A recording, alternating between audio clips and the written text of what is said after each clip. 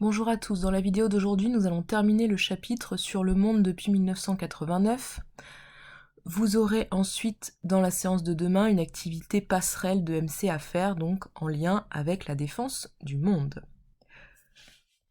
Nous allons donc reprendre dans cette vidéo les différents éléments que nous avons vus au cours des différentes activités du chapitre, et vous aurez également donc la trace écrite du grand 2 à la fin de la vidéo à noter dans votre cahier.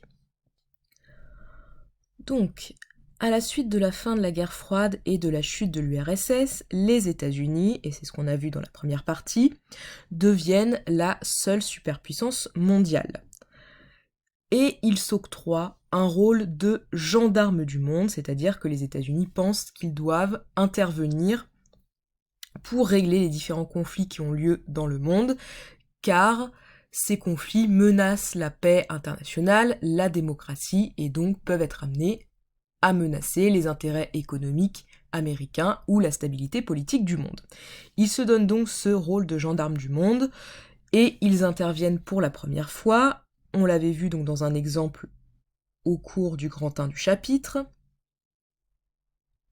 dans la région du Golfe Persique, où ils vont être à la tête donc d'une coalition, c'est-à-dire d'un rassemblement de 29 pays, chargés donc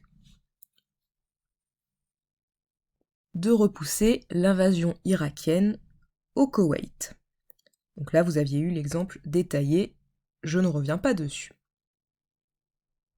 Ce qu'on avait également évoqué dans cette première partie, c'est qu'au-delà du rôle des États-Unis en tant que superpuissance, vous avez d'autres pays qui vont s'affirmer comme des puissances concurrentes au fur et à mesure des années, à partir donc de 1990.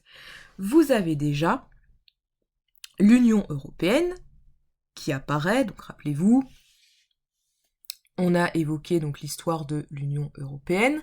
Je vous rappelle que dans les années 90, donc l'Union européenne existe déjà depuis quelque temps, d'abord sous la forme de la CE, mais en 1992, c'est la date à laquelle l'Union européenne est formée avec une idée d'aller plus loin dans les institutions de l'Union européenne et de ne pas seulement être une union économique, mais il y avait l'idée par exemple d'une défense commune.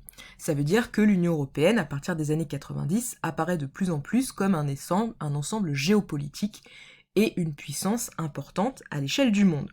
Bien sûr, l'Union européenne est relativement alliée des États-Unis, mais ça n'empêche que c'est une puissance importante qui peut faire concurrence aux États-Unis.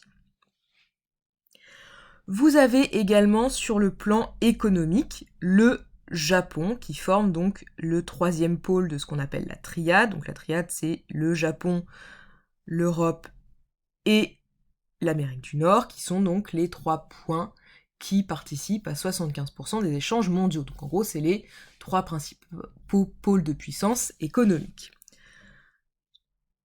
Donc le Japon est également une puissance concurrente, notamment sur le plan économique. Mais vous avez aussi de nouveaux pays qui s'affirment, rappelez-vous, sur le chapitre de la décolonisation, on avait vu que le tiers-monde s'affirmait à partir donc de la décolonisation comme une troisième puissance déjà qui ne voulait pas rentrer dans la logique des 2 blocs concurrents pendant la guerre froide. Eh bien, ce tiers-monde, il va continuer donc de s'affirmer au fur et à mesure des années, et notamment dans les années 90, et il y a certaines puissances qui vont donc émerger, c'est ce qu'on appelle les puissances émergentes, donc des pays qui connaissent un fort développement économique. C'est le cas par exemple de l'Afrique du Sud, du Brésil, de l'Inde, de la Chine, mais aussi de la Russie, qui, après un passage à vide dans les années 90, après la chute de l'URSS, retrouve un certain dynamisme économique. Et donc, ces puissances émergentes, on les appelle les BRICS. Donc BRICS, en fait, ça veut dire Brésil, Russie, Inde, Chine et South Africa, Afrique du Sud en anglais. Dans ce monde depuis les années 90, les conflits sont multiples. Il y a donc d'anciens conflits qui existaient déjà avant la chute des 2 blocs, qui continuent d'avoir lieu, qui vont se réactiver dans ce monde des années 1990, mais vous avez aussi de nouveaux conflits qui vont apparaître. Vous avez donc d'anciens conflits qui persistent autour de frontières qui sont contestées. C'est le cas par exemple entre l'Inde et le Pakistan pour la région du Cachemire. Donc le Cachemire, c'est une région située entre l'Inde et le Pakistan que les deux pays, depuis leur division, rappelez-vous, lors de la décolonisation en 1947, ne cessent de se disputer. C'est un conflit qui se réactive régulièrement depuis 1947. Vous avez aussi des frontières qui sont contestées, par exemple, entre la Corée du Sud et la Corée du Nord. Rappelez-vous, guerre de Corée en 1953, où les États-Unis et l'URSS sont impliqués indirectement en soutenant leurs alliés. Ça aussi, c'est un conflit qui se réactive régulièrement tout au long de la deuxième moitié du XXe siècle. Vous avez aussi des pays qui connaissent des guerres civiles. Donc une guerre civile, c'est une guerre où la population donc se révolte contre le gouvernement en place. C'est le cas notamment par exemple en Algérie ou au Soudan. Et ça, c'est pareil, ce sont des conflits qui vont se réactiver plusieurs fois au cours du XXe siècle. Mais vous avez aussi de nombreux conflits qui sont liés à des conflits religieux et parfois à des conflits pour l'appropriation des ressources, et notamment vous en trouvez beaucoup de ce type de conflits au Moyen-Orient et également en Afrique, donc des conflits qui sont liés à l'appropriation de ressources par une population par rapport à une autre, qui peut entraîner des conflits, et parfois c'est sous fond de conflits religieux, c'est-à-dire qu'au premier plan on a un conflit religieux, et quand on creuse un peu, on se rend compte que finalement, ce qui crée le conflit entre ces populations, c'est pas tant le fait qu'elles aient des religions différentes, mais le fait qu'elles veulent s'approprier une ressource. Vous avez notamment énormément de conflits autour des ressources en Afrique de l'Ouest, notamment parce qu'on a découvert énormément de mines de diamants ou d'autres matières précieuses en Afrique, et que différents pays se sont disputés ces ressources. Vous avez aussi donc un conflit qui a lieu au Moyen-Orient de manière récurrente entre Israël et Palestine, qui est un conflit donc extrêmement complexe, dans lequel on a un mélange de conflits religieux, mais aussi, avant tout, d'histoire d'appropriation des ressources.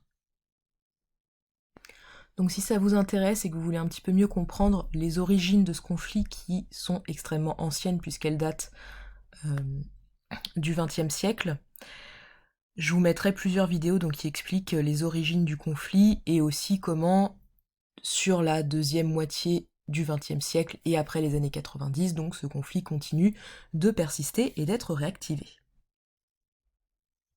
Face à ces différents conflits qui persistent dans les années 1990, vous avez de nouveaux conflits qui apparaissent suite à l'apparition de nouveaux pays, la division donc d'anciennes entités, de nouvelles frontières qui apparaissent, etc. et qui vont donc conduire à de nouveaux conflits. C'est le cas par exemple donc en ex-Yougoslavie. On va faire un petit point donc rapide sur cet élément. Donc, l'ancienne Yougoslavie trouve sa source à la fin de la Première Guerre mondiale, donc c'est un territoire qui va être créé de toutes parts, puisque les vainqueurs alliés créent donc dans les Balkans, sur les ruines de l'Empire austro-hongrois, un territoire qui vise à unifier les Slaves du Sud, et c'est ainsi que naissent les royaumes des Serbes, Croates et Slovènes.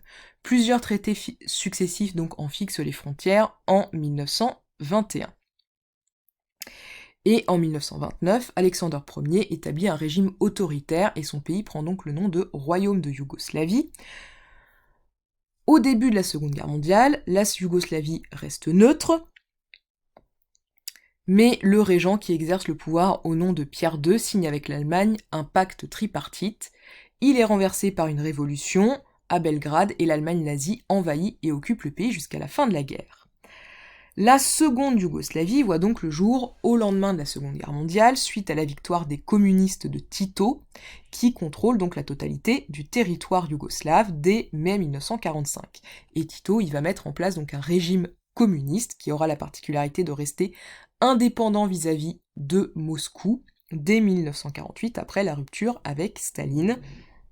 Donc c'est un régime communiste, tout comme Staline a mis en place en URSS, avec donc là des zones frontalières par les pays de l'Est satellites qui s'étaient donc joints à l'URSS et au bloc de l'Est, mais cette zone va quand même rester indépendante et est dirigée donc par Tito qui a mis donc en place un régime communiste et relativement autoritaire.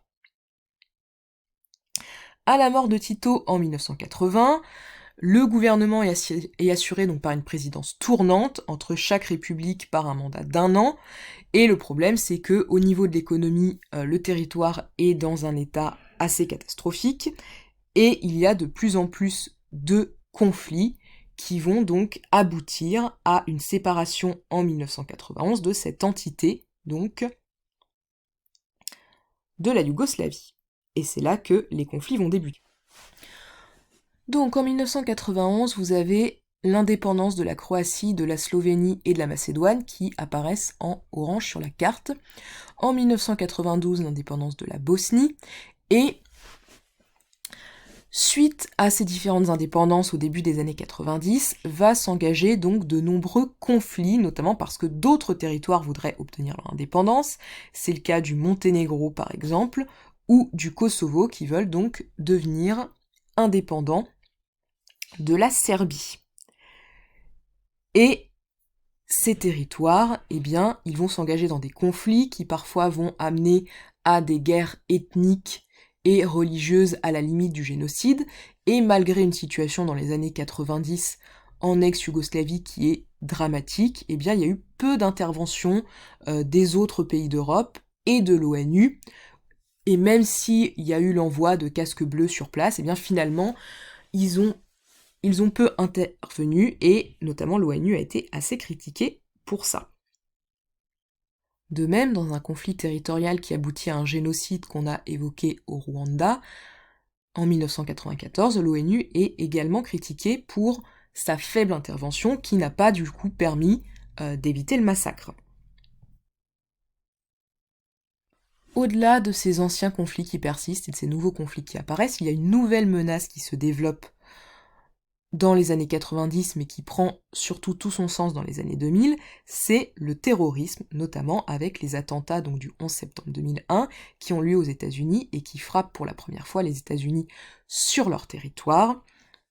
Ces attentats, ils font suite à un contexte international qui s'est développé notamment dans la seconde moitié du XXe siècle, mais aussi dans les années 90, avec les différentes interventions des États-Unis au Moyen-Orient, leur soutien envers l'Israël dans le conflit Israël-Palestine, et tout ça, ça va conduire des mouvements terroristes, notamment le mouvement d'Al-Qaïda dirigé par Oussama Ben Laden, à vouloir s'en prendre aux États-Unis et de manière globale à l'Occident, dont ils estiment qu'ils essayent d'imposer leur idéologie au Moyen-Orient ainsi que leur domination.